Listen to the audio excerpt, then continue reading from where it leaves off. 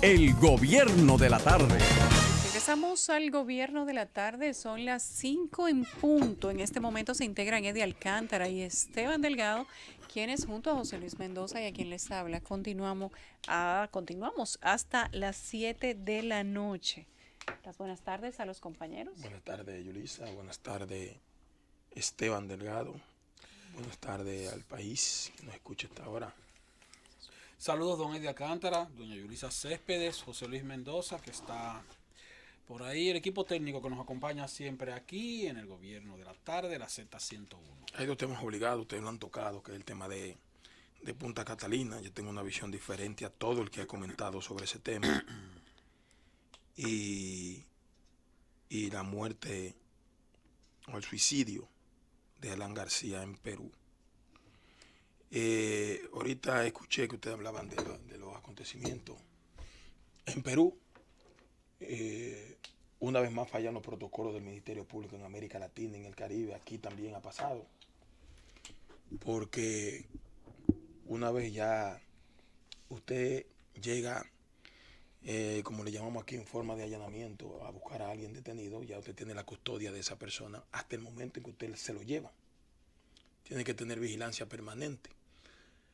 Él no debió subir solo. No debió jamás en la vida, porque es que no solamente ocurriría eso que ocurrió, lamentablemente, sino que pudo haber venido armado y también cegar en la vida 2 o 3 de los que están ahí. Aquí pasó una vez con un fiscal muy amigo nuestro en Herrera, de alguien que tenía unos animales en el techo de un apartamento, sí, de un edificio de apartamento.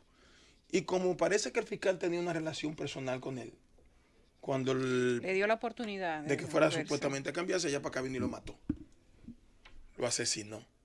Entonces, por eso es que el protocolo de ese tipo de acontecimiento judicial debe llevarse al pie de la letra, porque ocurren cosas como esta. Uno no esperaba un desenlace de esa magnitud con Alan García, pero sí, todo el mundo tiene conocimiento de que él no quería enfrentarse a la justicia. En noviembre había pedido asilo en Uruguay y le fue denegada. Posteriormente le impusieron medidas coercitivas porque entendían que podía salir del país. Quería evadir la justicia.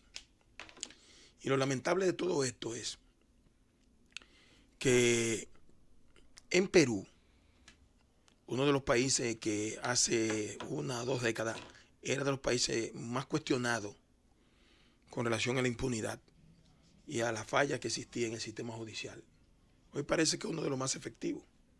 Hoy todo el que ha tenido responsabilidad con este caso y con otro caso en Perú ha tenido que responder frente a los tribunales de Perú. Sí, hasta los fiscales. Hasta los fiscales, todo el que está envuelto en ese tema. Y uno, independientemente de que no vamos ni siquiera a compartir alegatos de algunas personas que eran anti Alan García en Perú y gente que se ha pronunciado aquí, porque nadie quiere que alguien pierda la vida.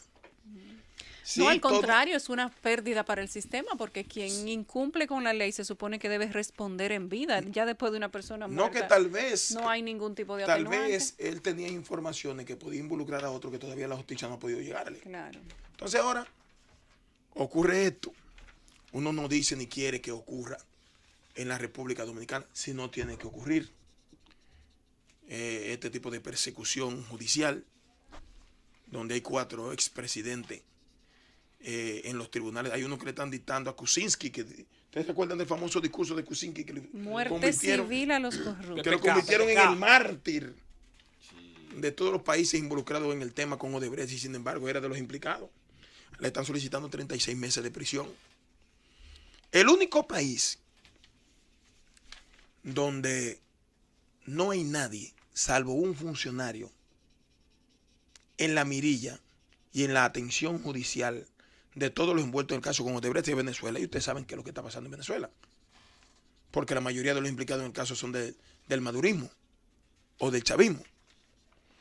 Aquí usted está viendo lo que está ocurriendo, siendo el segundo país que mayor soborno recibió, confesado por la empresa, sabrá Dios cuánto hubo por ahí.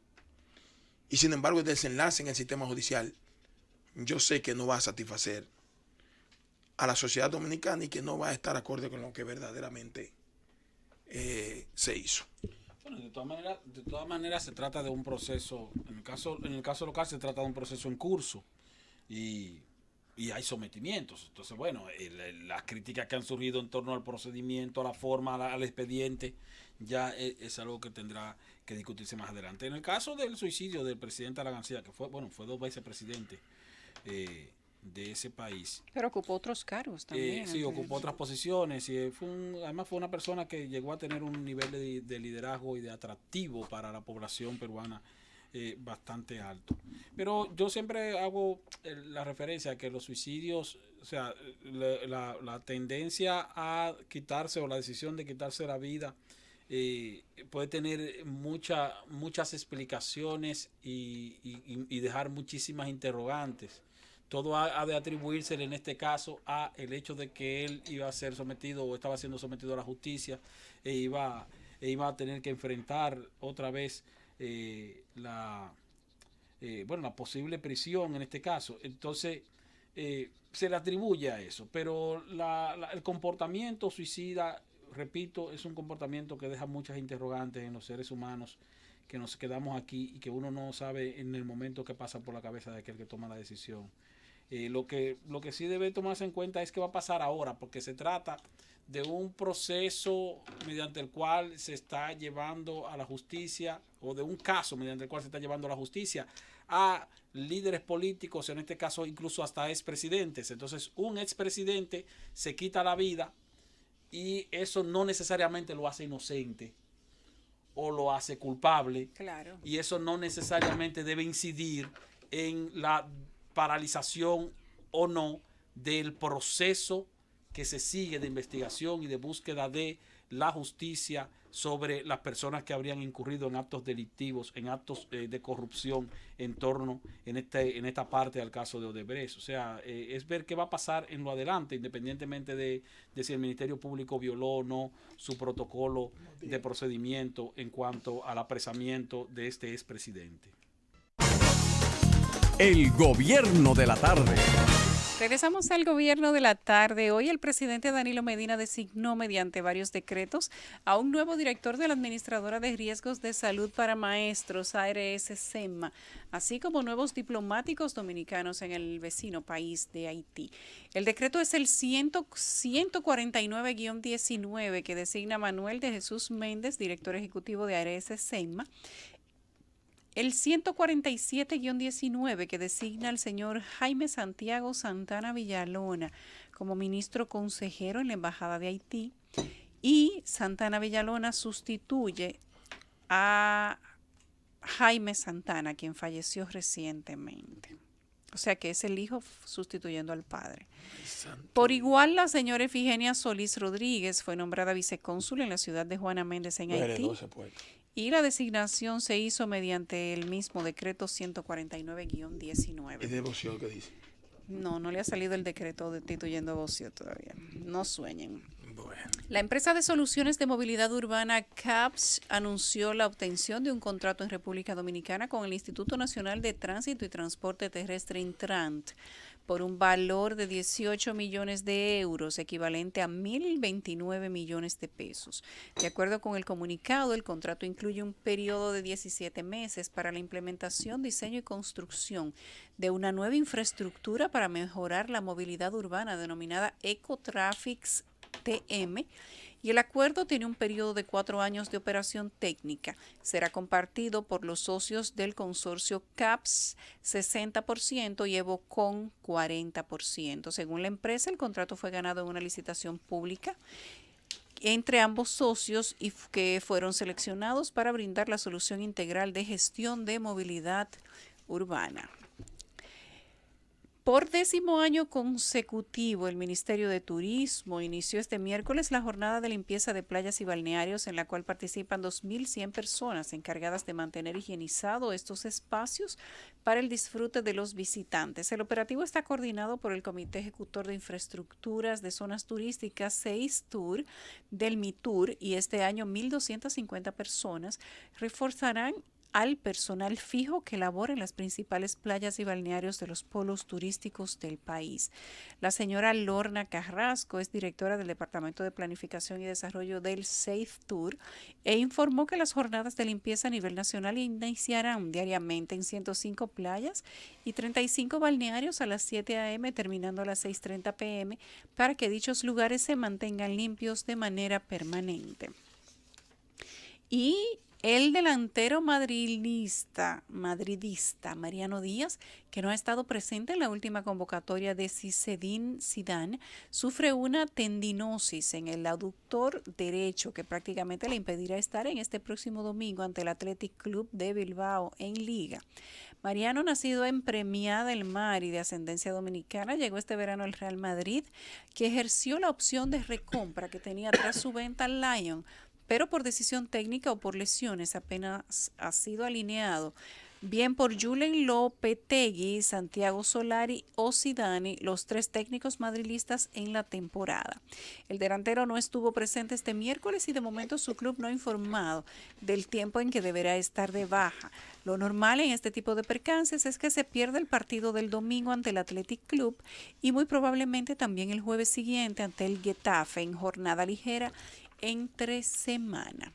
Nosotros recibimos en este momento al señor, dice Francis, que lo vamos a recibir después de la pausa. Muy bien, Francis. El gobierno de la tarde. Regresamos al gobierno de la tarde. Ahora sí, tenemos al señor Luis Salcedo, que es jefe de operaciones de la CAS, de la Corporación de Acueducto y Alcantarillado de Santo Domingo. Y con él vamos a hablar a propósito del anuncio que hizo ayer la CAS de que continúa la sequía y que hemos perdido decenas de millones de galones de agua en los días subsiguientes a las lluvias tan agradables que tuvimos hace unas semanas. Bienvenido, señor Salcedo. Bueno, muchísimas gracias. Gracias al equipo del Gobierno de la Tarde. En nombre del arquitecto Alejandro Montaz, director de la CAS, le damos las gracias por permitirnos estar en su programa y poder orientar a la ciudadanía sobre cuál es la situación en temas del abastecimiento de agua potable. Hay agua, es verdad que se puede beber esa agua de la llave. Porque yo me llevé de mi amigo Alejandro Montaz y me bebí un vaso de agua un día que se me acabó el agua en la casa y tuve que pedir una licencia aquí.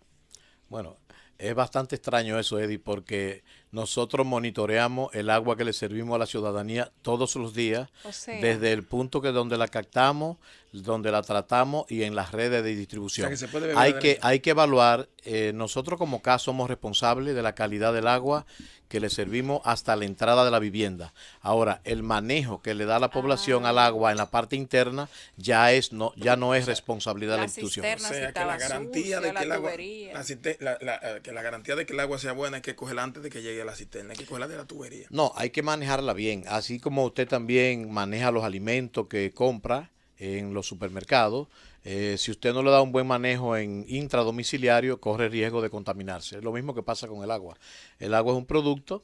Explícanos, Luis, porque la gente que nos escucha desde sus casas probablemente no esté comprendiendo, fuera de lo que Eddie Alcántara ha dicho, si es que está buena hasta que llegue a nuestra casa o si es que tenemos que hervirla cuando llegue a la casa. Normalmente tenemos la misma disyuntiva después de que la CAS dijera que el agua era potable. ¿Cómo sabemos, dependiendo del lugar donde vivimos, si el agua que llega por la llave a nuestras casas podemos consumirla directamente? Es lo que le explicaba. Nosotros tenemos el laboratorio en las plantas potabilizadoras donde tratamos el agua, que son laboratorios para controlar los procesos de tratamiento en las plantas.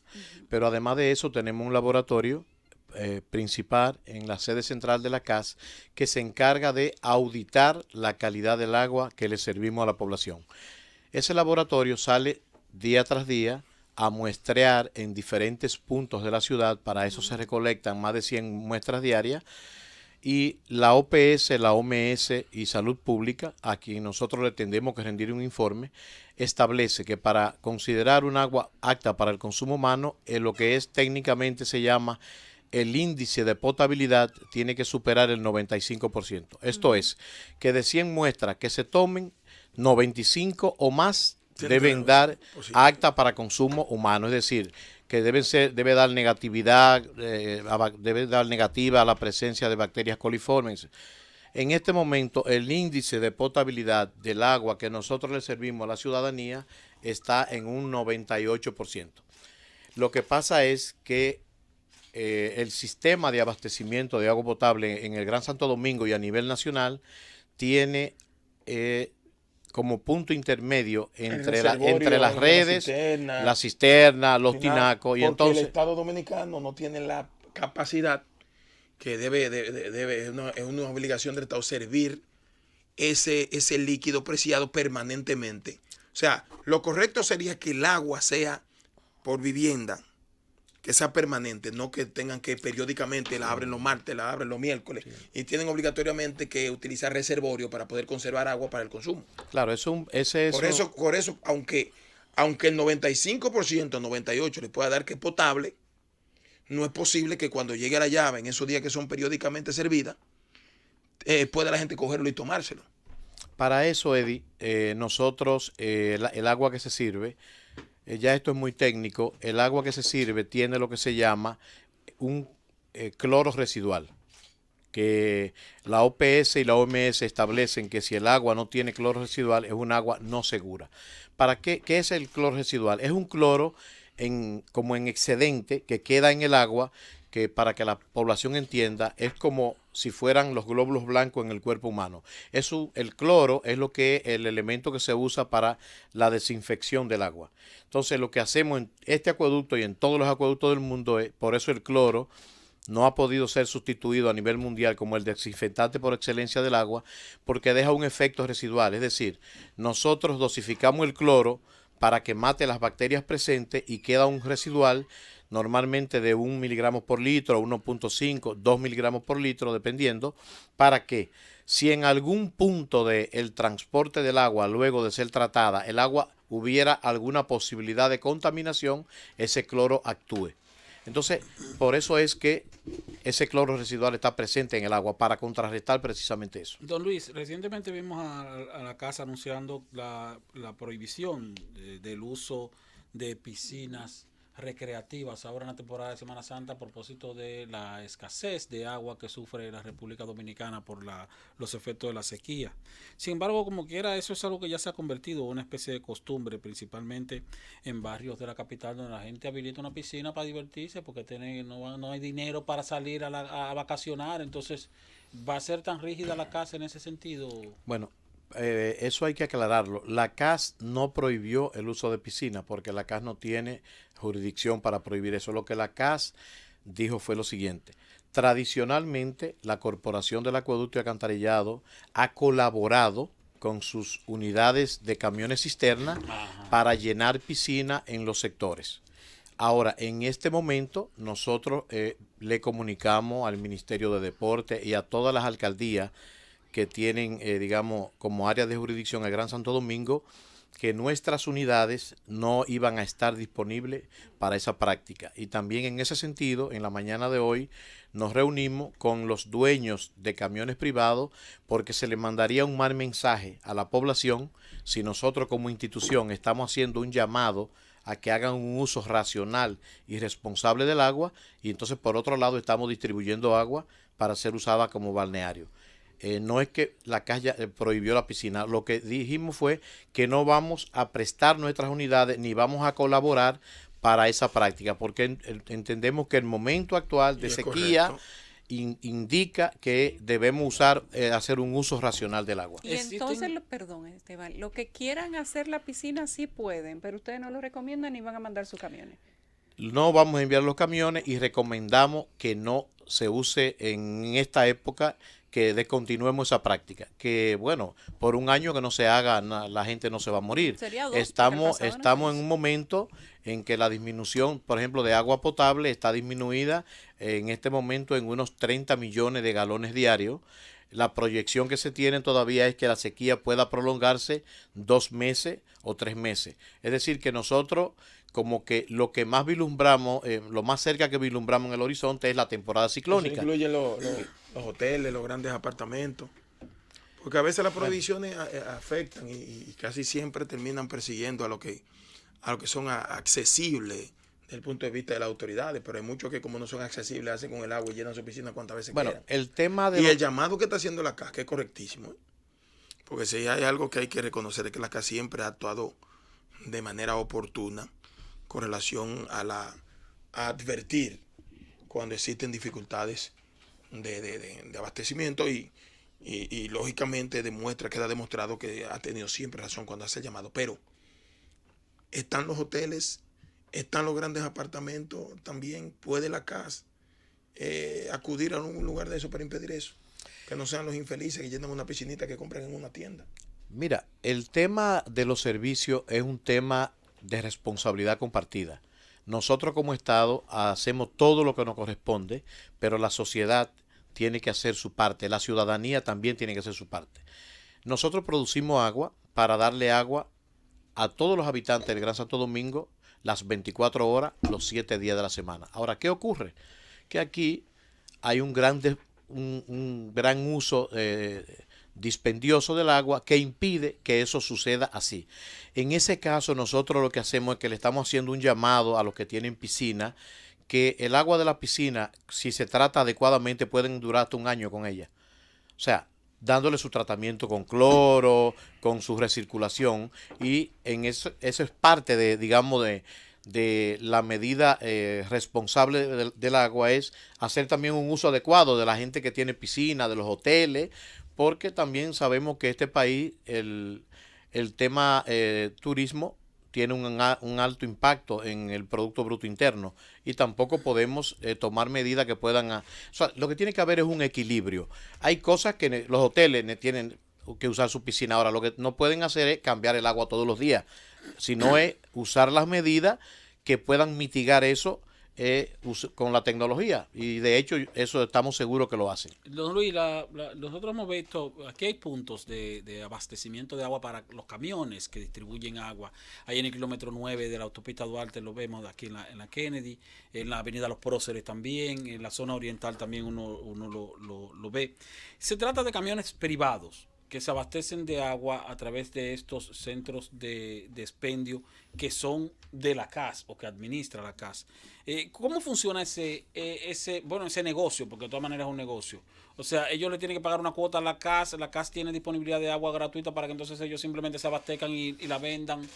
Fíjate, ¿Cómo anda eso? La CAS tiene una flotilla propia de camiones que se abastece de ahí y regala el agua a la población. Por el crecimiento, digamos sin planificación que ha tenido la ciudad y por la explosión demográfica que ha tenido esta ciudad en los últimos 30 años, hay sectores que se han desarrollado fundamentalmente en la periferia sin ningún tipo de planificación y que no disponen de servicio. O sea, y que van a buscar servicio a las instituciones, no solamente de agua, me imagino que también servicio eléctrico y todos los servicios.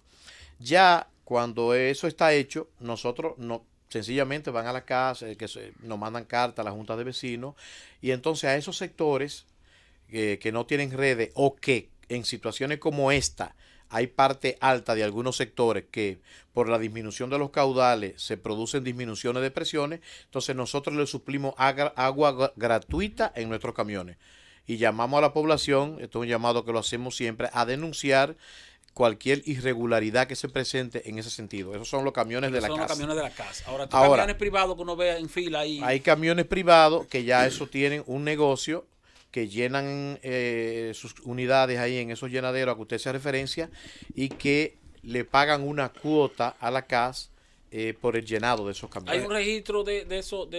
¿Existe un registro, un levantamiento de la cantidad de camioneros de tanques de agua que están organizados para esos fines? Se lo digo porque de repente yo puedo tener un camión e ir ahí y simplemente cargar agua, ¿no? Ellos tienen un sindicato. Ellos tienen un sindicato organizado. Le pagan una cuota a la CAS. Sí, por cada unidad que llenan.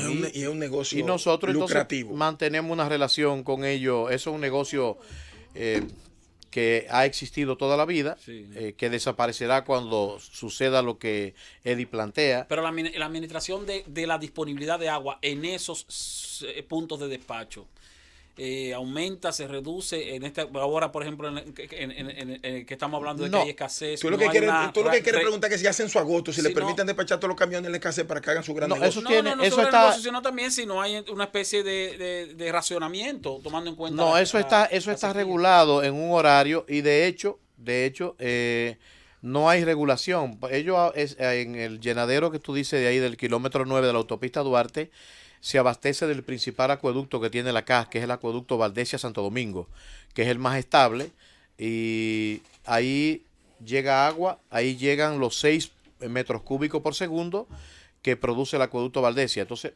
no hay regulación para los camiones. ¿Cuál es la cobertura de la Corporación de Acueducto Alcantarillado de Santo Domingo? ¿El Distrito Nacional? El Gran Santo Domingo. Y nosotros somos responsables de darle agua a alrededor de 4 millones de personas, sin contar la población flotante que vive en ciudades periféricas. Monteplata no se sirve de aquí también. No, eso es INAPA. Sí. Allá soy Nosotros INAPA. es el Gran Son Santo los Domingo, siete, es el los distrito, cinco. el Distrito Nacional y la provincia de Santo Domingo. Ya, sí, la provincia de Santo Domingo con su municipio. Esteban, Eddie, con el permiso de Luis Salcedo. Y luego, cuando regresemos, vamos a continuar con el tema de la agua y vamos a hablar de la producción de agua que tenemos en Santo Domingo a propósito de que aún estamos en temporada de sequía. El gobierno de la tarde. Regresamos al gobierno de la tarde, son las 5:33. El Consejo de Regidores de Puerto Plata ha emitido una comunicación donde le prohíbe, específicamente es al alcalde, aunque la carta dice que a quien puede interesar, que se continúe con la construcción del relleno sanitario de esa localidad hasta tanto se presente un estudio de impacto ambiental. Asimismo, retuvo el pago restante del terreno que supuestamente fue comprado hasta que se presente dicho estudio y a su vez el cambio de uso de suelo donde se pretende construir el relleno sanitario. Toda esta información está contenida en un comunicado público en sesión extraordinaria autorizado por el presidente de ese consejo, José Ramón Durán. Nosotros tenemos en la cabina al señor Luis Salcedo, que es jefe de operaciones de la CAS, y antes de irnos a la pausa, le preguntábamos qué pasa con la producción de agua en el Gran Santo Domingo, o al menos en Santo Domingo. No, y a ver si también le hace la pregunta que le hizo fuera del aire. La pregunta que hiciste en la pausa, hazla en el aire. Sí. Bueno, no, eso es... la producción de agua al día de hoy está en 390 millones de galones, de unos 420 que se producen en condiciones normales. 390 millones de galones de cada qué tiempo. Por día. Por día. De unos 420 que es lo que se produce en condiciones normales. Eso significa que tenemos un déficit de unos 30 millones de galones diarios. Ese déficit fundamental... ¿Por dónde anda porcentualmente? La disminución. Exacto. Es como de un 12 o 13%. Yo Ahora, creo que es suficiente. sí que pasa, pero si lo vemos porcentualmente, uno lo piensa que no es mucho. No Lo es que mucho. pasa es que ese porcentaje está concentrado fundamentalmente en este momento 3 acueductos. O sea, ese 12% lo aportan 3 acueductos básicamente.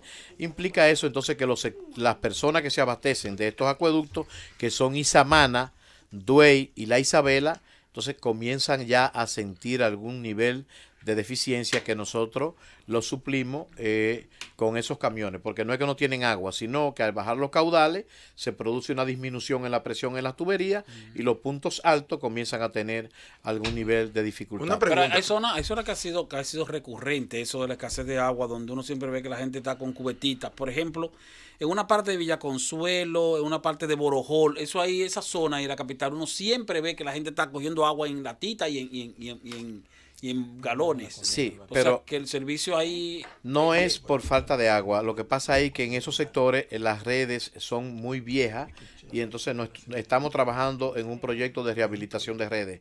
Eso no solamente pasa ahí. Pero eso tiene muchos años, sí, don Luis. Sí, lo que pasa es que la CAS fue fundada en el 1973, pero el acueducto Isamana que yo le mencionaba es de 1928. Hay una ley, el acueducto más viejo. Hay un proyecto de ley de hace 20 años en el Congreso, el proyecto de ley general de agua, algo así que se llama.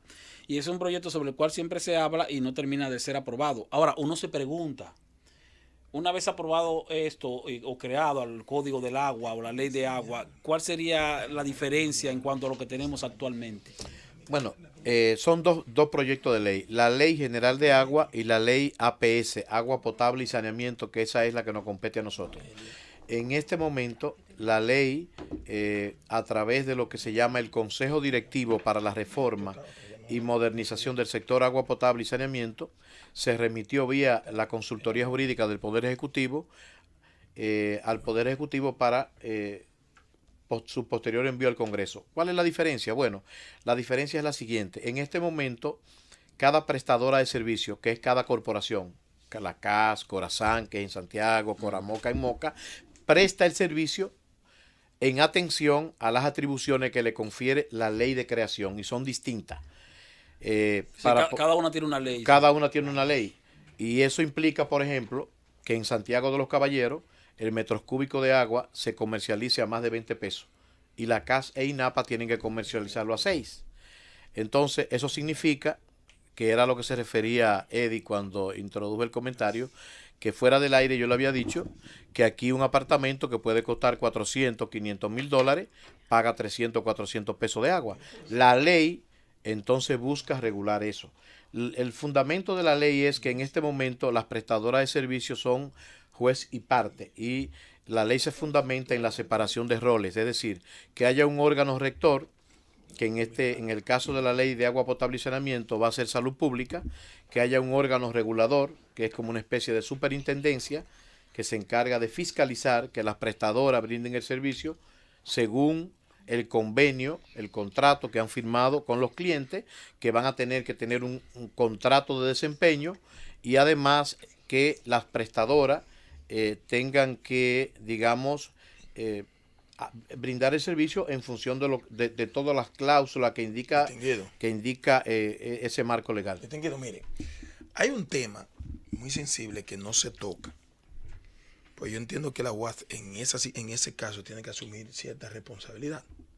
Por ejemplo, en el Gran Santo Domingo, y nada para que la asuma en otro sitio. Porque usted acaba de decirlo, producto de que hemos tenido un crecimiento vertical, donde había una casa y 20 apartamentos, se dificulta a veces que el servicio pueda llegar con cierta estabilidad y aparte de eso con cierta eficiencia. Y muchos de esos proyectos y casas también han tenido que acudir a los llamados pozos. Correcto. Pero ¿qué pasa? Que parece que nadie supervisa ni vigila si donde se está haciendo el hoyo para extraer agua con bomba sumergible es en un lugar donde el agua es de consumo real. Porque hay gente que se está bañando con los mismos orines. ¿Por qué?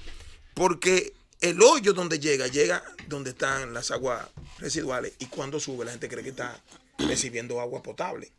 Pero yo digo, la CAS no tiene algún mecanismo de que pueda regular eso y que uno vaya a decir, bueno, déjeme ir a la CAS. Mire, yo quiero hacer esto en esta medida aquí. Usted me puede hacer la investigación a ver si el agua que voy a extraer de ahí es de consumo potable. Porque hay gente que la está saliendo y los mismos pipí se están bañando con los mismos pipí del edificio. Tú has descrito, Eddie, cuál es realmente el procedimiento. Claro que sí. La CAS tiene en la Dirección de Ingeniería un departamento donde cada proyecto que se ejecuta en el Gran Santo Domingo tiene que someter los planos. La CAS los revisa. Si están correctos, se lo aprueba. Si entiende que hay alguna deficiencia en el diseño, se lo corrige. Y el contratista, el desarrollador del proyecto, tiene que, digamos, hacerle las observaciones del lugar, o si no, la CAS no lo recibe. Eso es con todo, tanto con el agua potable como con el agua residual. Si nos piden a nosotros, bueno, este es un edificio de 20 apartamentos, ellos hacen el cálculo del consumo que va a tener, porque son tantas unidades habitacionales, tantos habitantes promedio por apartamento, el consumo es tanto, y entonces ellos calculan de qué diámetro tiene que hacerse la acometida.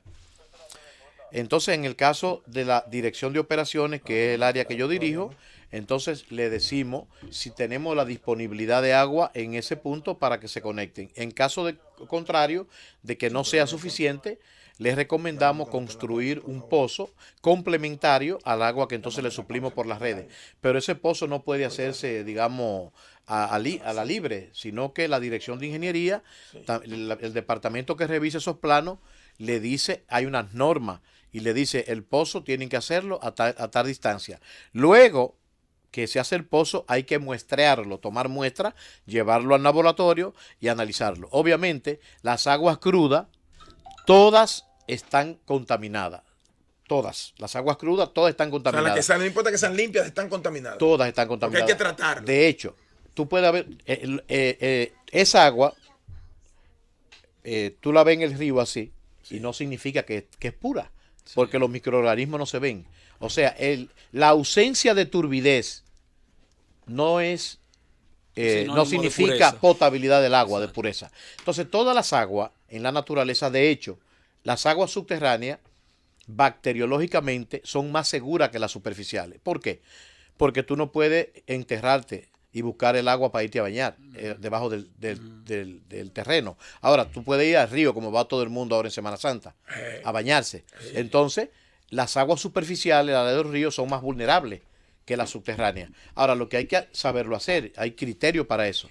Y está demostrado ahora ¿qué diferencia hay? La CAS cobra una tarifa por el consumo de agua suministrada por las tuberías de la CAS, y cobra también una tarifa por el uso del agua de pozo. Sí, correcto. Y por la revisión también, cuando por el tema de la revisión de los planos y el derecho de incorporación, de conectarlo a las redes de nosotros. O sea, usted dice que, por ejemplo, el agua que está en los ríos, ¿verdad?, pudiera estar menos contaminada que la que está debajo. No, pudiera estar más contaminada. La de los ríos. La de los ríos. Sí. Sobre todo ahora, porque ahora que se vaya a bañar un río, tiene que coger lo más arriba posible. No. Para que no esté bañando. Sencillamente, tú no puedes controlar que un animal vaya al río, tome agua y defeque en el río. Sí. Ahora, el agua subterránea, eso no puede ocurrir. Ahora, ¿qué es lo que ocurre? Que las aguas subterráneas normalmente tienen un nivel más de dureza, porque tienen mucho más presencia de minerales que las aguas superficiales. Pero el asunto es que todo tiene que recibir su tratamiento. Y yo debo certificar que hay un laboratorio muy bueno para eso en la casa. Bueno, yo debo... y le voy a decir algo. Lo digo porque tengo un vecino que trabaja en la casa. Y ciertamente donde yo vivo se hizo un hoyo. Un pozo. Un pozo, ¿verdad?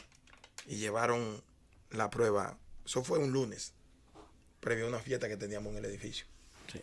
Y la prueba salió así mismo, que era básicamente los orines de todo el mundo ahí.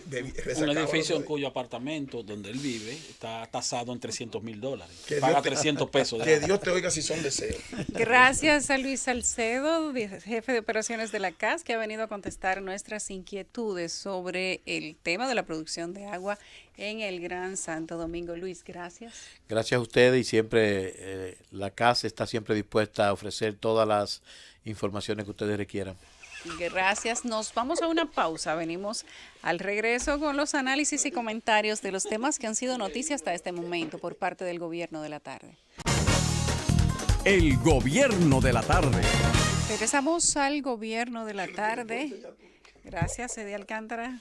Son las 5:48. Nosotros estamos hoy en Miércoles Santo. Yo creo que antes de continuar con los debates, podríamos hablar con la gente. Saludos a nuestros amigos y seguidores de Z Digital, quienes están ahí de manera permanente, siendo críticos algunas veces, otras veces siendo solidarios. Ahí te escriben, Eddie Alcántara, que por qué tú no hablas de la sentencia del día de ayer. Bueno, Eddie le va a hablar un poquito más adelante de todo eso. Dice que le dieran un vaso de agua al señor de la casa. Se la dimos, créanlo. Él dice que se puede tomar. No, pero no la bebe, ¿no? No, pero eso tiene su explicación. No. Tú no encontraste cuál es el truquito. No. El truquito es decir, es potable. Como todos los hogares de este país tienen una intermediación del servicio de agua al consumo, que es o una cisterna o un tinaco, ahí se pierde la potabilidad. No es que no sea potable. Bueno, entonces, el agua llega potable. Bueno, pues entonces lo que hay que poner es una manguera desde donde llega la tubería y comenzar a llenar los tinacos y no comprársela a los camiones que la están vendiendo. En el apartamento donde tú vives, tú recibes agua de la CAS por las tuberías, y recibes agua también de la que consume el pozo de la cisterna, porque todos los edificios... No hemos podido. Perdón. Yo sé que en el pozo salió orine. Todas las torres tienen un sistema de pozo, aparte del sistema de abastecimiento de agua de tuberías. Entonces, al final, en el reservorio, que es la cisterna, esa agua se mezcla. Entonces, tú puedes tener un sistema de filtro, un sistema de purificación que le pueden instalar, pero el agua que llega, el agua que sale del acueducto, ciertamente sale purificada. Ahora, ¿por cuáles tubos pasa esa agua? Esa agua pasa por tuberías, donde hay cañerías que están rotas, entonces ahí se contamina, donde hay tubos que tienen años, décadas que están oxidados, ahí también El se agua es contamina. potable. Pero El agua es no potable.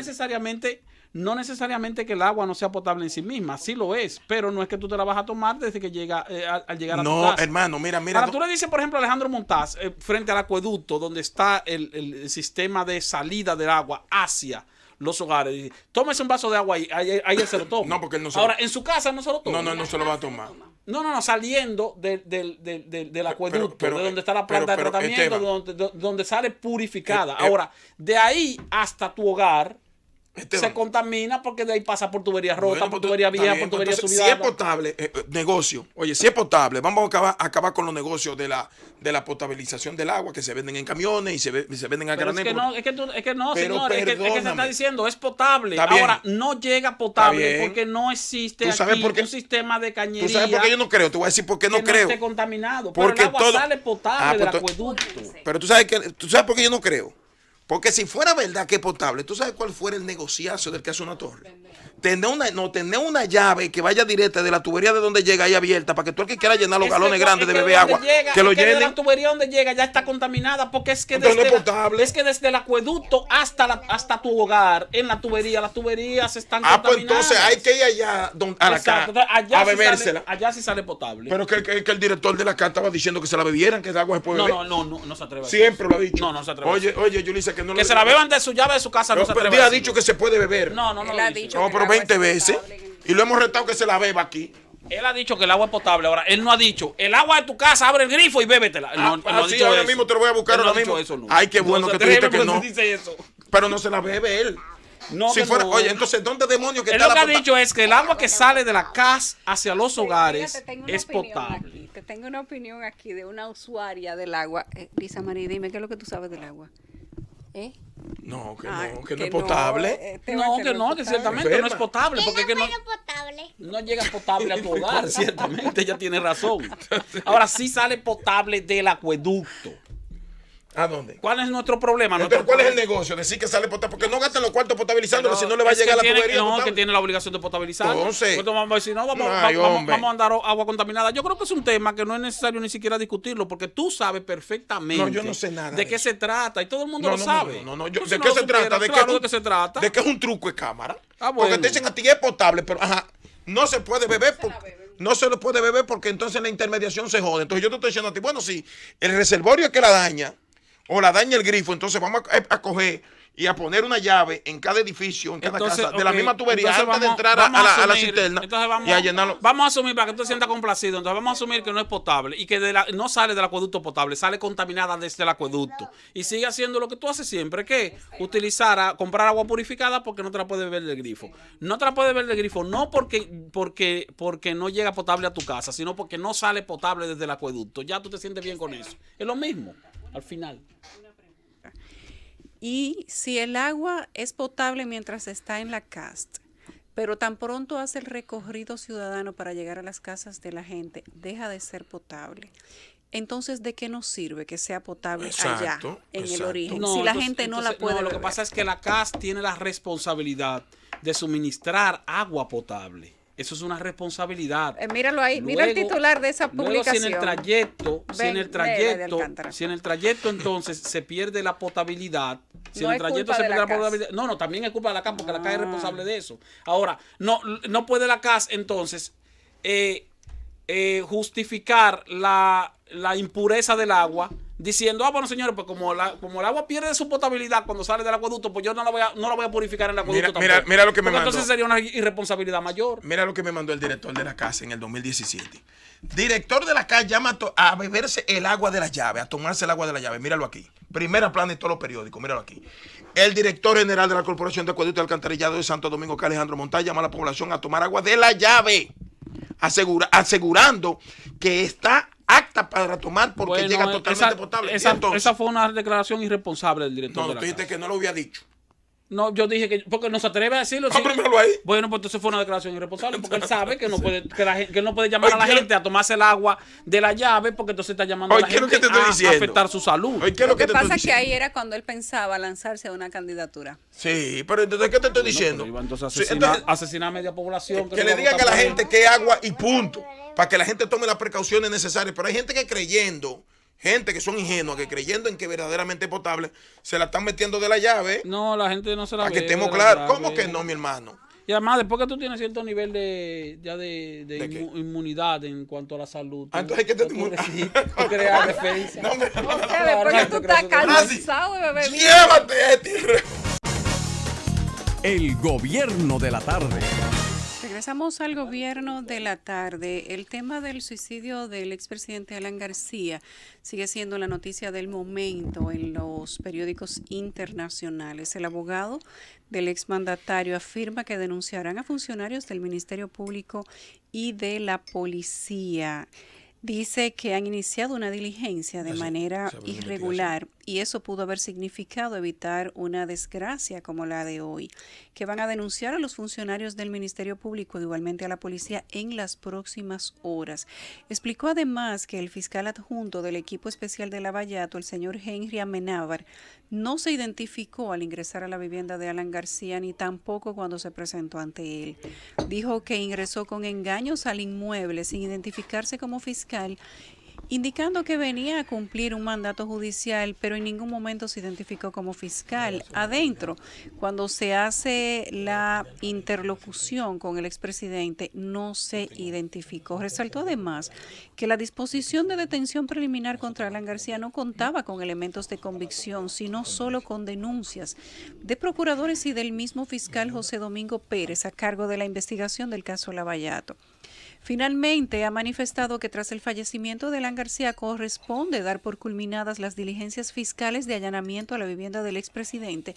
Sin embargo, esto no se ha cumplido, que acabándose de dar el tiro el presidente Alan García, la fiscalía estaba allanando su casa. Otro fallo. Se rompió todo. ¿Por qué iban a allanar ya si el objetivo era apresarlo? Miren, es mi turno, ¿verdad? Gracias. Miren. Ayer, y voy a decir esto no porque se trata de un compañero de trabajo de aquí de la Z101, lo digo por justicia. Lo que voy a decir, lo voy a decir por justicia.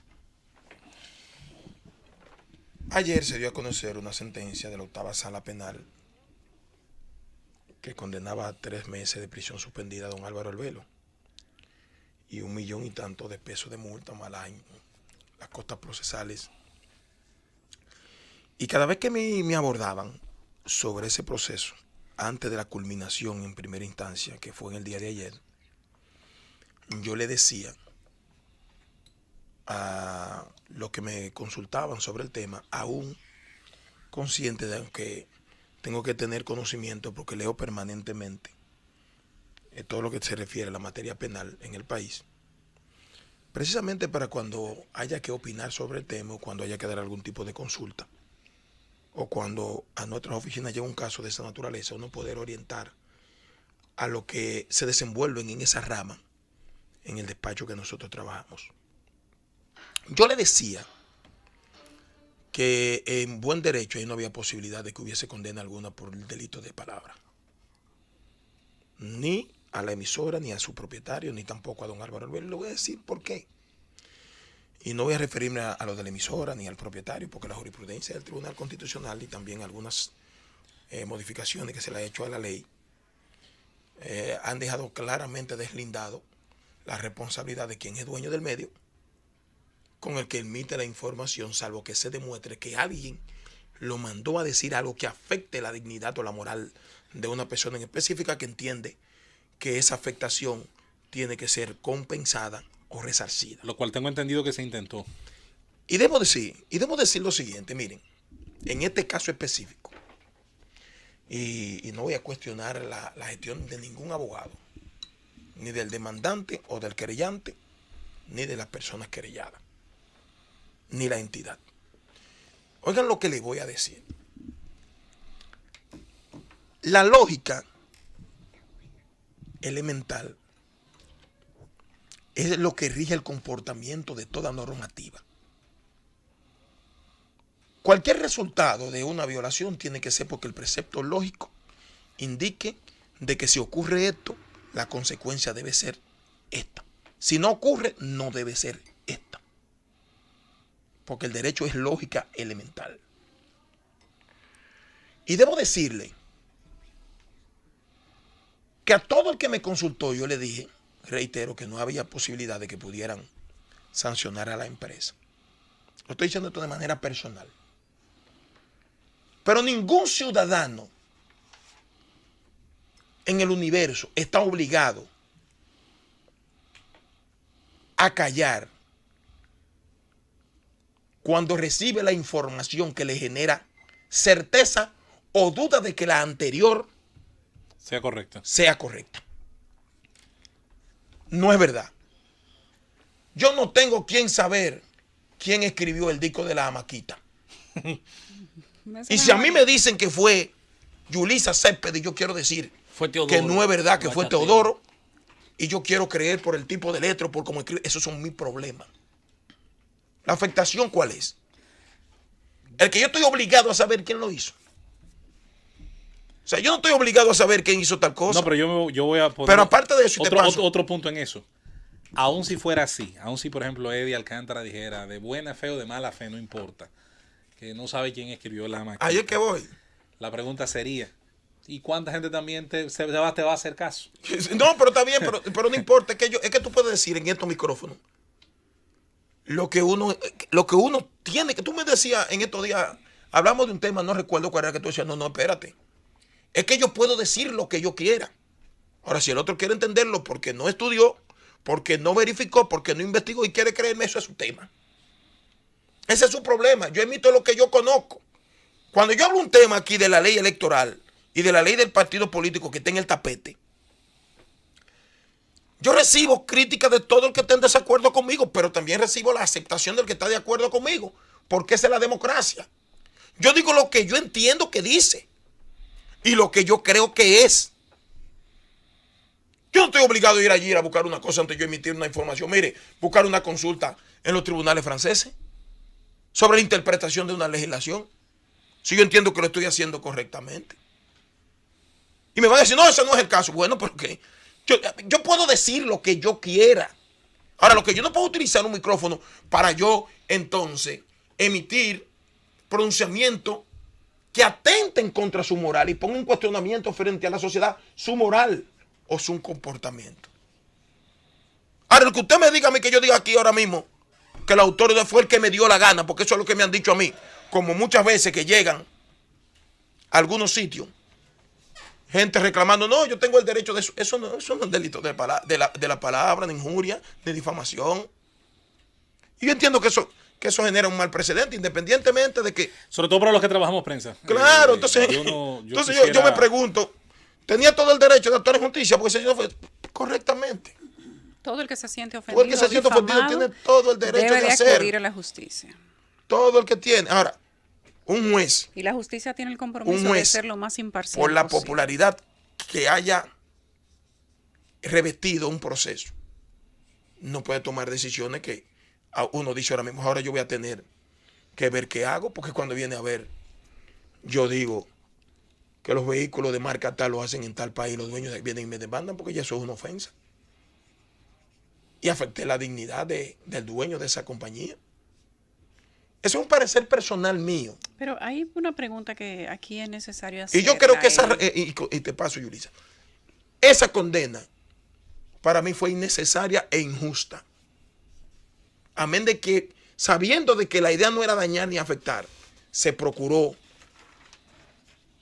que la información que tenga, y José Luis lo confirma, resarcir cualquier tipo de inquietud que tuviera la persona que dice que le afectó su dignidad.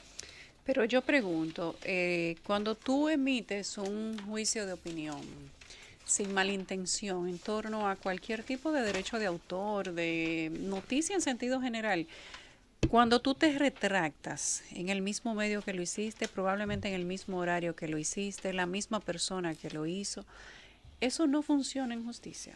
Debió funcionar y hay una etapa Bueno. que establece la ley para eso. Y te voy a decir lo siguiente. Yo quiero dejar claro con este comentario lo siguiente. Miren, No sé si se retractó, pero podía, dentro de la conciliación, exigirse. no sé. Y se quiso- exige no espacio quiso- pagado, no quiso que se hubiera exige. conciliación. Hay un Sí, montón de. sí, hay una Ahora etapa antes del proceso, que es la etapa inicial, en la que se procura que la parte pueda retractarse de un tema si entiende. Hoy el joven abogado Claudio Profe- Camaño se expresó con el mismo, más o menos en la misma. Y yo voy a decir esto. Y le entraron. Mire, yo trabajo aquí en la Z. Y hasta ahora, a mí nunca me ha dicho nadie qué decir.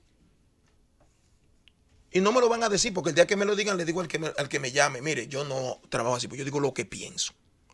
Para que este comentario lo estoy diciendo, porque yo estoy comunicando todos los días. Y ahora yo tengo miedo de que vaya a equivocarme aquí y diga que el que escribió la jamaquita. canción, no, la canción de que cuando te me sube y que yo cuánto, que se convirtió Que fue en un Daddy himno Yankee. para la juventud. Si yo digo que fue Daddy Yankee, me embromé. Eso lo estoy diciendo yo personalmente. Nadie tiene que decirme lo que yo tengo que decir, para que no se malinterprete. De que esta defensa a eso que ocurrió es porque todo el que comunica tiene que verse en ese espejo. Fue irresponsable, fue irregular e ilegal esa decisión. Eso por lo menos es mi opinión. El que quiera decir lo contrario, lo respeto. Francis, llévame. El gobierno de la tarde. Regresamos al gobierno de la tarde, son las 6:11, dando seguimiento a lo que sucede en Perú con el suicidio del expresidente Alan García. El gobierno de Perú y el presidente Martín Vizcarra declaró este miércoles 3 días de duelo nacional por el deceso del expresidente García. Se le otorgan las honras fúnebres que corresponden a un mandatario en ejercicio, cosa que su familia ha rechazado. También se encuentran afuera del partido del APRA una cantidad importante de ciudadanos que van a darle el último adiós al expresidente Alan García. Dicen que están esperando el cuerpo para las honras fúnebres. Un poco más temprano, agentes de la División de Investigaciones de Alta Complejidad detuvieron en sus domicilios al expresidente de Petroperú, el señor Miguel Atala, a Jorge Menacho, que es ex secretario del Ministerio de Transportes y Comunicaciones y persona de confianza del ex ministro del sector, Enrique Cornejo, y detuvieron también a Raúl Torres, ex jefe de Provías Nacional, durante el segundo gobierno del presidente Alan García Pérez. Ellos fueron trasladados a la sede de Medicina Legal, mientras que siguen los allanamientos en las viviendas de los investigados. Más temprano se entregaron el ex ministro Cornejo y Samir Atala Nemi, hijo también de Miguel Atala. José Nava, el ex secretario de la Presidencia de la República en el segundo gobierno de Alan García, permanece internado en una clínica, al igual que PPK, en este caso por otros tipos de dolencia, se incluyen las nerviosas, en tanto que Osuando Plasencia, ex director ejecutivo de la Autoridad Autónoma del Tren Eléctrico de Lima, se ha dado prófugo, según anuncian las instancias de justicia. Continuamos con los comentarios y ahora a las 6:03 es momento del comentario de Esteban Delgado. Gracias, Yulisa Céspedes. Gracias a los compañeros aquí presentes, a los amables oyentes de la Z101, el gobierno de la tarde. Este día, en horas de la mañana, se produjo un acontecimiento que llamó la atención de una gran parte del país y fue una protesta laboral en la central termoeléctrica Punta Catalina. El día 16 de este mes, es decir, ayer, un funcionario del consorcio de Brest en Limón Estrella, específicamente el señor Nuno de Marais Serra, gerente administrativo y financiero del proyecto Punta Catalina, le comunicó al Sindicato de Trabajadores de la Rama de la Construcción de Punta Catalina, Sintrapunca,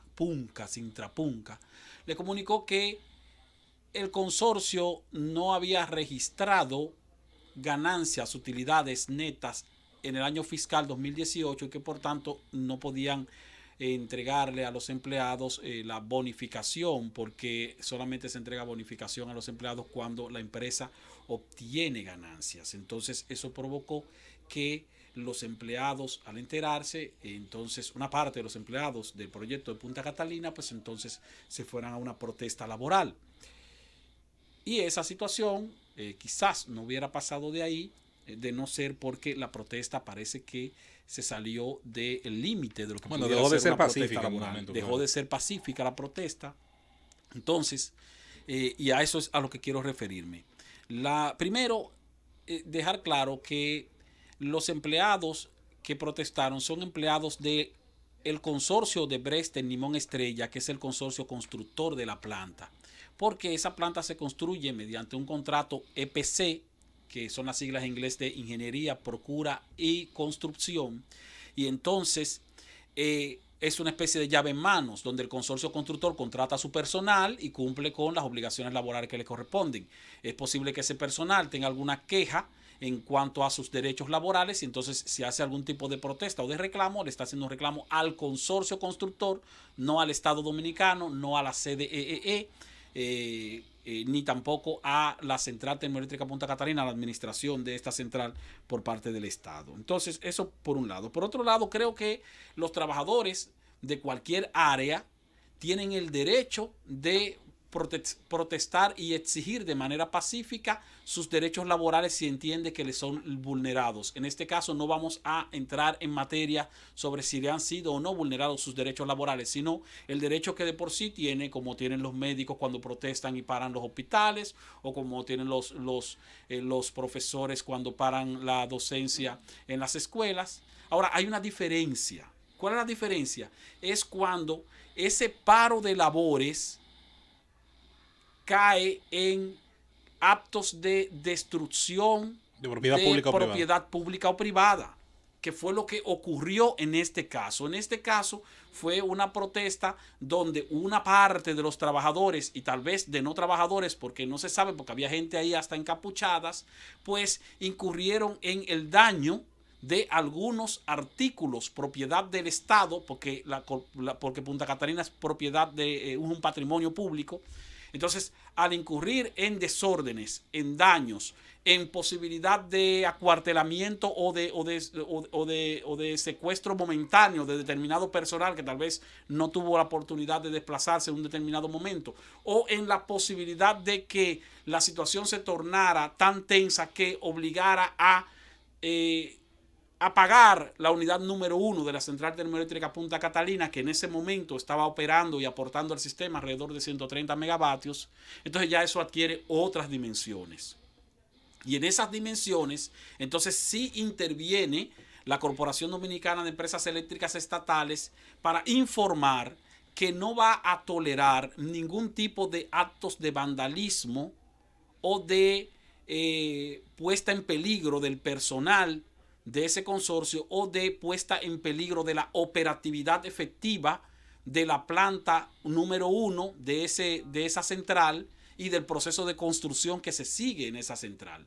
Esa fue la advertencia que hoy hizo de manera oficial la Corporación Dominicana de Empresas Eléctricas Estatales en coordinación con la Administración General de la Central Termoeléctrica Punta Catalina, en el sentido de que no se van a tolerar actos de vandalismo. Por lo tanto, la CDEE sí va a hacer un levantamiento para determinar qué personal de los que estaban protestando incurrió en actos que pudieran reñirse con la ley por haber afectado, en principio, artículos o bienes propiedad del Estado o por haber afectado la operatividad efectiva de una planta o por haber atentado, sin que esa fuera su intención, contra la seguridad nacional, porque al provocar la salida de una unidad de generación, si esa salida se torna brusca o inesperada, pudiera causar incluso hasta un apagón general, que no fue el caso, pero eso puede ocurrir. Entonces, esas situaciones sí obligarían al Estado Dominicano a abrir una investigación para determinar las responsabilidades de quienes pudieran haber incurrido en actos de vandalismo o en actos de terrorismo. independientemente de que esa fuera o no la intención inicial de un grupo de trabajadores que tal vez por entender que se les estaban vulnerando sus derechos, pues simplemente decide tal vez paralizar las labores, tal vez hacer un piquete, lo cual es totalmente legítimo, siempre y cuando no se afecte la propiedad pública o privada, siempre y cuando no se afecte la integridad física, ni se ponga en riesgo la integridad física del personal adicional que pudiera estar trabajando directa o indirectamente en ese proyecto de generación. Eso es bueno dejarlo claro, porque hablar simplemente de que estos trabajadores estaban protestando y de que la policía intervino, que si hubo bombas lacrimógenas, que bueno, hay que tomar en cuenta que si la situación degenera en un desorden o en una tentativa que ponga en riesgo a seres humanos y que ponga en riesgo también propiedad pública o privada, pues entonces las autoridades tienen que intervenir para evitar cualquier tipo de situación lamentable, que fue el caso. No tuvimos aquí heridos, no tuvimos aquí muertes, no tuvimos aquí daños extraordinarios que pudieran considerarse como graves, por lo menos hasta donde han llegado las investigaciones. Pero es algo que los estamentos de seguridad del Estado y también de seguridad privada del proyecto de Punta Catalina a cargo del consorcio de Odebrecht Limón Estrella, pues tienen que garantizar para evitar situaciones de desorden, para evitar situaciones lamentables y para evitar que el intento de obtener la razón en un reclamo por algún tipo de derecho laboral no caiga en un acto de vandalismo. Hay un asunto aquí, Esteban, interesantísimo de todo esto que tú tratas y haces un recorrido que pienso que ha sido bastante exacto, y es el siguiente. La relación entre empleadores y empleados necesita, obviamente, de canales de comunicación. El ejercicio fiscal de cada empresa, aunque termine en una época, vamos a decir que es un proceso. Yo no sé si se agotaron esos canales de comunicación de la forma apropiada, de la forma correcta, para explicar que aquello que a lo mejor algunos esperaban y que a lo mejor algunos entendían ya era una certeza, como es el hecho de generar bonificaciones a partir de beneficios. Y es obvio que si Punta Catalina no coloca energía en el mercado, difícilmente produzca beneficios, ¿no? Sí, no, pero lo que pasa es que en este caso, y tú tienes toda la razón, pero que en este caso no se trata de los beneficios que pueda generar la operatividad de la planta. Sino la construcción. No, ni siquiera la construcción, bueno, o la construcción en sí, sino los beneficios que pueda obtener el consorcio que tiene un grupo de empleados. Entonces, sí, ese consorcio puede, en sus estados financieros, generar pérdidas o generar ganancias. Ahora bien, en ese aspecto, la Corporación Dominicana de Empresas Eléctricas Estatales está haciendo la aclaración oficial de que ese es un conflicto laboral entre el consorcio y sus empleados. Sí. O sea, dejando claro, primero, que no se trata de un conflicto laboral con el Estado Dominicano a través de la CDEE, sino un conflicto laboral entre el consorcio como ente privado y sus empleados, un conflicto que debe resolver. Las críticas que tú puedas hacer sobre si el consorcio informó o no informó a tiempo, si transparentó sus estados financieros a los sindicatos correspondientes que agrupan a los empleados que tiene contratado en este momento, bueno, eso es una crítica válida, porque ciertamente ni siquiera una crítica, un señalamiento, no sé si ocurrió. Entiendo que el consorcio debió hacerlo, ciertamente, y por eso la CDEE está aclarándolo y está especificándolo. Ese es un conflicto entre el consorcio y sus empleados, y obviamente tiene que ser resuelto. Tengo entendido que el consorcio hoy tuvo una reunión en el Ministerio de Trabajo con el sindicato que representa a los trabajadores de la rama de la construcción del proyecto, precisamente para tratar de llegar a algún tipo de entendimiento. Ahora, es como te digo, de ahí a que esa situación pueda degenerar en un atentado a la propiedad pública, que en este caso es propiedad de nosotros, que en este caso está bajo la responsabilidad de la Corporación Dominicana de Empresas Eléctricas Estatales, entonces sí, espérate, eso ya quiere otra dimensión. Pero la parte que tiene que ver con la relación laboral, patronos, empleados, consorcio de Odebrecht Limón Estrella con sus empleados, eso tiene que resolverlo el consorcio de manera efectiva y, por supuesto, cumpliendo con lo que establece el Código de Trabajo de la República Dominicana. Por eso no me atrevo a meterme en la parte de si tiene o no tiene razón el consorcio o si tienen o no tienen razón los trabajadores. Lo que digo es que si los trabajadores han de protestar, tienen que hacer una protesta pacífica. Vuelvo y te repito con el ejemplo. Los médicos agarran y dicen, vamos a parar los hospitales. Entonces, ¿qué hacen? Se sientan en la explanada del hospital, pero, Sí. pero no rompen el quirófano. No vas a romper No aparatos. van a tumbar las camas. Porque eso es no va- patrimonio del pueblo Porque eso dominicano. es patrimonio del claro. pueblo dominicano, porque eso es Ahora- propiedad pública o privada, pero es propiedad que no es de Sí. los trabajadores. Sí Entonces, te digo si se algo. incurre en esa acción, entonces ya el trabajador que haya incurrido en esa acción, no estoy diciendo que todos los trabajadores lo hicieron, entonces tendría que responder por los actos que haya de cometer en violación de la ley. Sí te digo un asunto antes de irnos a la pausa. En una situación como la de Punta Catalina, que yo creo que todo el mundo a favor y en contra sabe que le han sobrado malas noticias a ese proyecto, eso debió cuidarse con mucho detalle. Pausamos. El gobierno de la tarde. Regresamos al gobierno de la tarde, ya son las 6:30. Estamos escuchando los comentarios de los miembros del equipo y es momento del comentario de José Luis Mendoza. Quiero darle cierta continuidad al espíritu del comentario de Alcántara por una razón muy simple. Nosotros sabemos muy bien lo tendenciados que están los ánimos en nuestro país. Y sobre todo la interpretación que se le da a lo que uno dice, no dice y lo que parece que uno dice. Yo no comulgo con el estilo de mucha gente decir las cosas y probablemente no lo haga porque no tengo quizás ni el talento ni la gracia para decirlo de cierta manera. A lo mejor producto de ciertas características uno es un poquito más aburrido, más formal, uno tiende a ser un poquito más un tipo de comunicación ceñida a otros aspectos y eso es lo importante, que haya diferencias de estilos, diferentes formas de decir las cosas. Yo entiendo, sobre todo de cara a lo que ha sido el maestro Solano en nuestro país, que esta es una situación de lamentar y que yo creo que nunca va a estar en juego el reconocimiento sobre todo a su talento, a su enorme capacidad. Aquí el arte tiene una deuda enorme con muchas personas y entre ellas está el maestro Solano. Ahora bien, de ahí a lo que mucha gente entendía, que no era solamente reparar honras, sino incluso hablar de cerrar un medio de comunicación, hablar de cerrar un medio de comunicación incluso por años. Hablar, no, Solicitar, por pedir ejemplo. esto. Eso yo quiero que se entienda que de una cosa a la otra hay una gran diferencia. En lo personal, siempre he tenido mucho respeto por el trabajo de muchas de las personas que estuvieron involucradas allí en esa situación.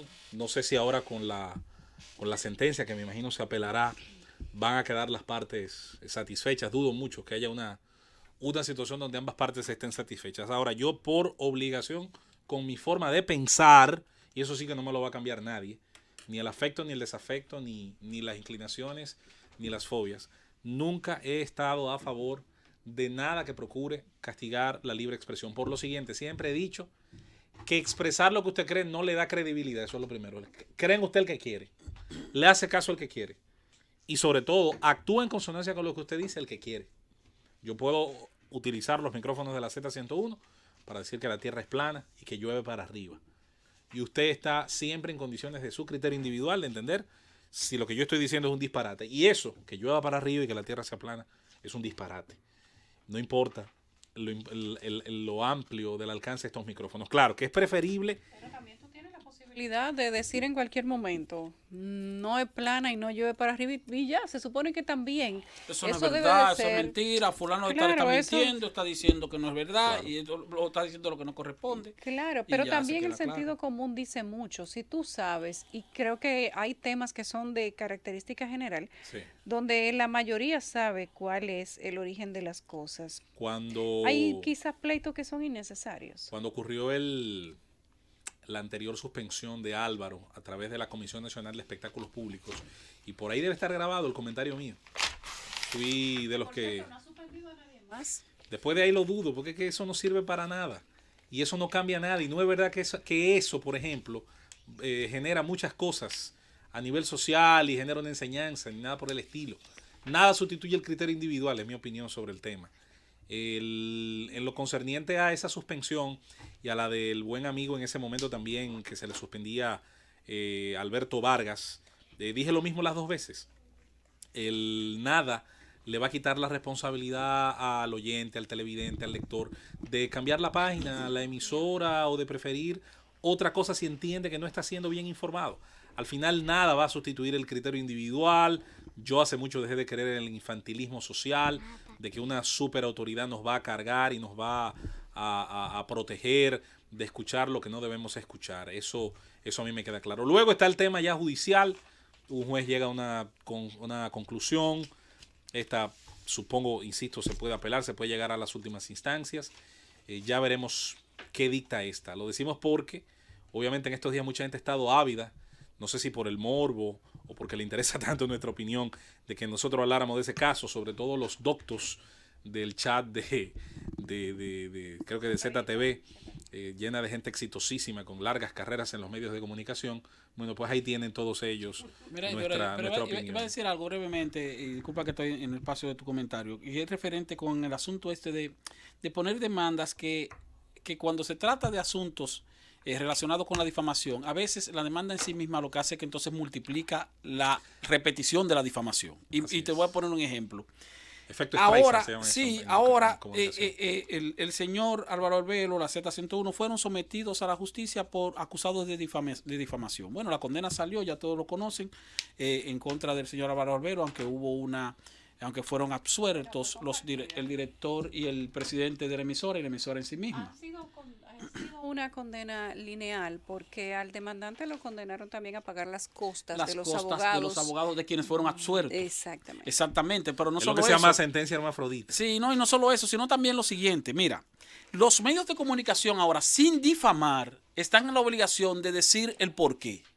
Entonces, cada vez que un medio de comunicación se refiere al tema, tiene que decir, acaban de condenar a fulano de tal, quien había sido acusado de difamación porque había dicho que fulano es el que hizo tal cosa y no fulano, y entonces por eso fue sometido. Y entonces tú vuelves y repites, porque dijo que fulano es el que hizo tal cosa y no fue él, y entonces fue sometido. Todos los medios de comunicación ahora están multiplicando, sin ser difamadores, El juicio. El juicio, no. El juicio que genera el conflicto. El comentario que dio origen al conflicto. Entonces, ese comentario que se considera difamante está siendo multiplicado. Y yo me pregunto, ¿no hará eso más daño a quien pone la demanda porque entendía que eso que se estaba diciendo no era verdad? La multiplicación de eso, que ahora es una multiplicación que no incurre en difamación, porque es una multiplicación de una información para poner en contexto la publicación de la información que se supone te conviene porque salió una condena en contra de quien tú demandaste. Bueno, yo insisto en que hay que tener un poquito de cuidado a veces con qué cosas uno a veces entiende es correcta y puede terminar haciéndole más daño, sobre todo al clima de libertad de expresión. En un país donde hoy por hoy, por cierto, mucha de esa gente que está ahí, ya hablé de ellos opinando y juzgando sobre todo lo que decimos, en un momento donde se cuestiona tanto por qué muchos comunicadores y por qué muchísimos medios se pliegan tan fácilmente a las voluntades del poder, y hemos dicho aquí muchas veces, el mayor elemento de distorsión hoy por hoy en los medios de comunicación es el rol del Estado,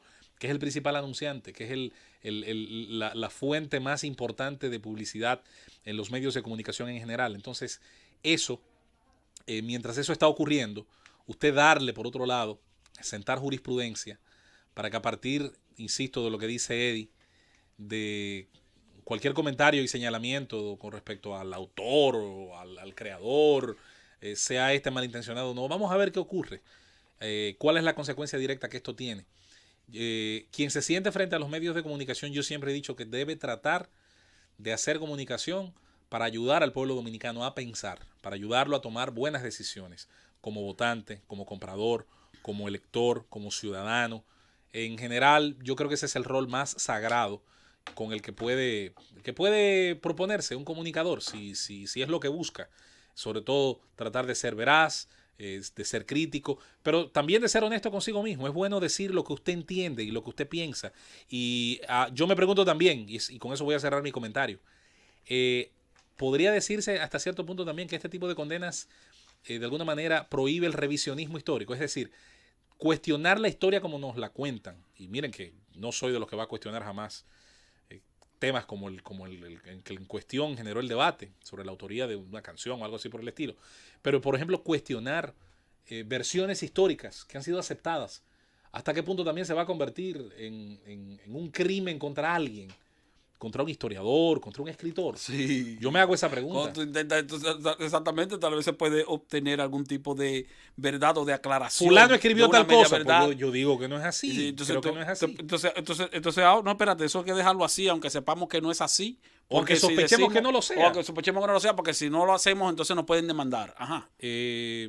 Hay que tener mucho cuidado. El tema de la libertad de expresión siempre va a generar estos debates, porque hay que entender, señores, que hemos sido formados con una idea que yo estoy totalmente de acuerdo en ella, y es la defensa del buen nombre. Ahí yo entiendo la parte, obviamente, de quien acusa. Claro que hay cosas que lastiman. Del buen nombre, de la trayectoria. Hay cosas que lastiman, hay cosas de que la lastiman. Yo estoy familia, totalmente de porque acuerdo. Quienes demandaron fueron las hijas y lo que están tratando es de preservar el buen nombre del Sí, padre. sí, que lo tiene, insisto, ganado hace mucho y que con eso no lo va a poner en juego, entiendo yo, la declaración de nadie. No lo va a poner en juego la declaración de nadie, en ningún tono, con ninguna insinuación, ni nada por el estilo. De manera que al final, yo insisto, puede haber una víctima más importante, y es la posibilidad de darle armas a quienes siempre han visto en los medios de comunicación, sobre todo donde se hace opinión y donde se discuten sobre todo temas neurálgicos y temas delicados. Pueden encontrar ahí combustible, pueden encontrar las vías expeditas. Quizás esa no haya sido la intención, por supuesto, para el día de mañana enfrentar cualquier tipo de estilo comunicativo que no sea satisfactorio a algunos puntos de vista, a algunas visiones y sobre todo a algunas trayectorias, porque así como hay trayectorias que a lo mejor han sido sumamente sanas, que han sido sumamente gananciosas para la sociedad dominicana, hay otras que probablemente vayan a ser en algún momento cuestionadas y se hayan ganado esos cuestionamientos. Por eso hay que tener tanto cuidado, y ahí entra el famoso elemento de la ponderación, con la defensa de ciertos derechos individuales y con la posibilidad de sostener, de mantener ciertas libertades de las que todos, Francis, disfrutamos. El gobierno de la tarde. El gobierno de la tarde, estamos en la recta final de este miércoles Santo, en plena Semana Santa, ahí donde ya está prácticamente en plena preparación a horas de que comience el operativo de Semana Santa. Muchas personas han decidido salir de la ciudad y el tránsito nos informan que está un poco lento. Y si eso es hoy, imagínense mañana, cuando a partir del mediodía saldrán más personas de la ciudad. Otras se quedan porque hacen uso de la tranquilidad y del silencio en el que se ve Santo Domingo cuando tenemos un éxodo masivo hacia las principales provincias del país. Otros, los que son feligreses, se quedan para participar de las actividades religiosas, por supuesto católicas, porque Semana Santa es un fin de semana de homenaje, de reconocimiento a la muerte, pasión y resurrección de Jesucristo. Hoy es miércoles santo, mañana es jueves de Dolores, ¿verdad que sí? El viernes es Viernes Santo. ¿De qué es, Francis? Jueves Santo. Es Jueves Santo, sí. Es Jueves Santo, luego es Viernes Santo y el Domingo de Resurrección. Hoy no es que se hace la misa del lavado de los pies. Eso hoy es no es hoy, es mañana el lavado de los pies. Va mañana jueves el lavado de los pies, mañana exactamente. Jueves que se lava los pies, sí. Sábado de Gloria y Domingo de Resurrección. Pero fíjate algo hay toda una agenda litúrgica. Sí, hay una agenda litúrgica. Pero mira, cuando uno se pone a analizar, uno a veces no entiende por qué tan intensa la actividad, si se quiere, de desahogo de la gente en Semana Santa. Porque cuando tú calculas, en promedio, el fin de semana es un fin de semana prácticamente igual que los demás fines de semana largos. Hay fines de semana largos que son hasta más largos. Sí, hasta más largos. Tú tienes un viernes, sábado y domingo. Sí. O sea, un fin de semana largo y la mitad del jueves, hermano, en promedio. Es simple. La rutina te atrapa tanto que cuando tú encuentras un espacio para desahogarla, sobre todo en un país donde todo está cerca, 48.000 kilómetros cuadrados, cualquier vehículo lleno, con su tanque lleno, tiene cerca de 500 kilómetros de autonomía, tú llegas casi a cualquier punto por carretera del país. Y con un sistema vial que no está tan mal, que tú puedes en un vehículo pequeño ir a cualquier punto del país también. Eso no hay dudas de que convoca a que la gente haga su esfuerzo, comience a ahorrar, paga los paquetes por adelantado, lo financia, en fin. Hay toda una actividad turística, hotelera, que se nutre precisamente de esta circunstancia, como lo hace de otro fin de semana largo, como hemos dicho. 4 millones de personas, más de 4 millones de personas, dicen las autoridades que se movilizan fuera de la ciudad en este asueto. Eso es un de 40% de la población total, no de la población adulta, de la población total. Los países católicos, esencialmente en nuestra América Latina y España. De dinero grande, la Semana Santa olvídese, es un punto neurálgico en el año. En España las carreteras, las pocas veces del año que muchas de esas vías de altísima infraestructura, modernísima, colapsan, es precisamente en estos días. Bueno, vamos a hablar estos últimos minutos que nos quedan ya con la gente. Nos quedan 8 minutos de programa y vamos a compartirlo con ustedes, con quienes nos escuchan, con quienes están ahí. Y a propósito de que a partir de hoy se inició el programa especial de la Z101, que estará en diferentes puntos del país, transmitiendo con todos los miembros del equipo las incidencias y todas las informaciones que se irán desarrollando durante el fin de Semana Santa. Vamos a hablar con la gente qué va a hacer esta Semana Santa, si es católico, asistirá a todas las actividades, si va a disfrutar de la tranquilidad de la ciudad y si tiene alguna denuncia, pues también ahí están los micrófonos de la Z101 para servir de voz para quienes no tienen voz pública. Buenas tardes. Reinaldo no le va a pasar un consejo de guerra a esa jueza por condenar a don Álvaro. Ay. Estamos esperando el planteamiento de Reinaldo al respecto. Oye, pero qué más. Qué fuerte. Hola, buenas tardes. Sí, buenas. Mira, tengo unos contactos en Perú. Ajá. Y me informan que Alan García decidió quitarse la vida porque sabía seguro que le cantarían de que 20 años de prisión si iba preso. Bueno, Alan García iba a una medida preliminar. Ahora, ¿qué faltaba, señores, para hablar de sentencia? Hablamos aquí con la directora de Asuntos Legales de Transparencia Internacional en Perú y ella nos hizo, digamos que una cronografía legal de cuál iba a ser el procedimiento y nos dijo que esta era una medida preventiva cautelar que la prevé el Código Penal de Perú.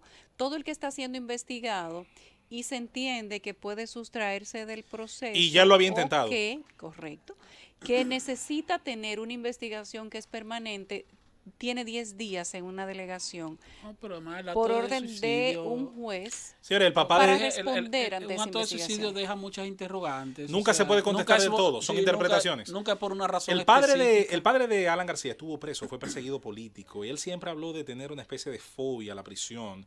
Además de que él, y con esto que voy a decir, no, insisto, no hago un diagnóstico porque es casi imposible entrar en la cabeza de un adulto.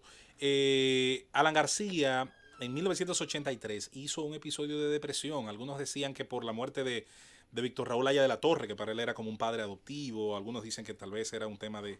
Bueno, lo que sea, había tenido un padecimiento de ese tipo en algún momento de su vida. Sí, la tendencia a suicida tiene un elemento detonante, pero no precisamente el motivo. No, eso siempre son interpretaciones. Sí. Uno nunca va del todo a poder llegar a conclusiones exactas, excepto cuando hay cartas detalladas de despedida y bueno, en esos casos en específico, pues el suicida se encarga muchas veces de decir por qué lo hizo. Así es, y es muy lamentable.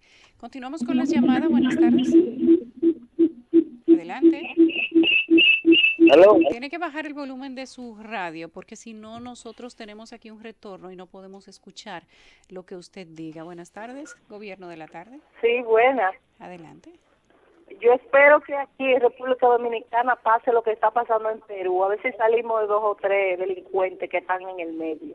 Y ustedes oyeron el discurso de la candidata senadora de San Juan, el discurso del año, explicando cómo se hace una habichuela con dulce. Sí. Eso no tiene oficio, Bueno, dijo que a la gente que comprara la batata, que ella le estaba dando lo demás. Ay, Dios santo. Hola, buenas tardes. Pero lo mismo están haciendo otros, diputados, senadores, alcaldes, lo mismo están haciendo los demás. O sea que hay que criticarlos a todos. Sí, adelante.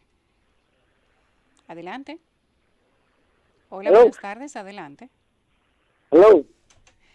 Próxima llamada, buenas tardes. Hello. Sí, adelante. Oye, ese periodista que estaba, el profesor de la Universidad del Perú, ¿cómo le llaman? Germán. que ustedes estaban entrevistando ahorita. Se llama apellido Germán. Ese presidente que se da cuenta cómo son las leyes en el Perú, debe postularse para presidente aquí en este país, porque yo creía que ya Leonel y Danilo ya tenían que estar dando un tiro también en la cabeza por los ladrones que son. Así es. Yo creo que los ladrones o las personas que se acusan de eso y que se les demuestra, deben pagar, expiar su culpa, ir a la cárcel. Yo creo que de ahí a estar deseando que la gente se dé un tiro es como un poquito, no sé, cuesta arriba en mi opinión, pero vamos a ver cómo asume la clase política este tipo de experiencias. ¿Cómo las ve? ¿Qué conclusión saca? ¿Cuál es la moraleja? Miren, la CDE responsabiliza a Odebrecht Tecnimón Estrella del conflicto con los empleados de Punta Catalina. Así lo explicó. Bueno, sí, lo que pasa es que hay una responsabilidad, o no una responsabilidad, lo que está haciendo la CDE es especificando, dejando claro que el compromiso laboral y que el reclamo laboral que hacen los trabajadores es a sus patronos, que en este caso es el consorcio de Odebrecht Tecnimón Estrella. Lo lamentable de esto no son empleados de la CDE, sino que son empleados del consorcio. Así es, lo lamentable de eso es que cualquier daño lo recibe la planta, no el consorcio. Exacto, entonces por eso la CDE sí dice que va a asumir posición con relación a los daños que pudiera sufrir la planta o que pudieran sufrir incluso hasta empleados de la planta si se llegaran a producir situaciones de puesta en peligro de la integridad física de la gente en esa zona. Muy bien que lo diga la CDE. Seguimos con las llamadas. Buenas tardes, Gobierno de la Tarde. Buenas.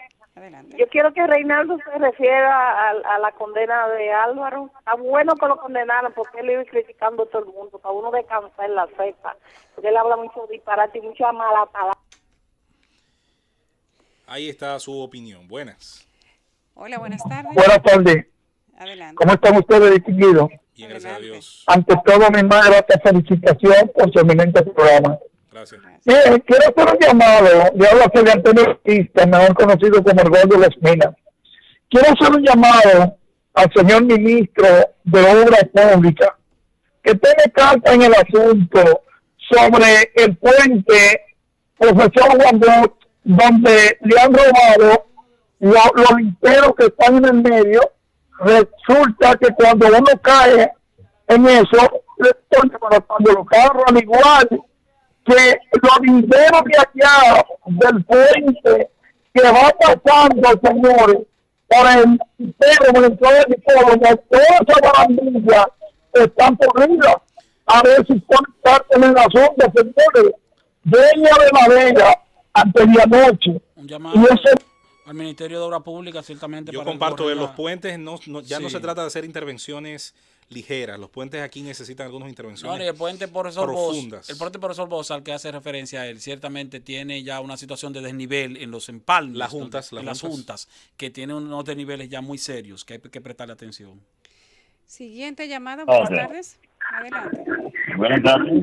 Adelante. Buenas tardes. Tiene que bajar el volumen de su radio. Sí, yo quiero quiero referirme precisamente al puente Juan Bosch, al puente Duarte y a los elevados, porque el Ministerio de la Obra Pública tiene un programa casi todas las noches de cerrar los puentes y elevados copiado de noche, y dice para mantenimiento, y sin embargo no tapan los hoyos, y eso ocasiona un entaponamiento externo en ese elevado de la 27 hacia la zona oriental.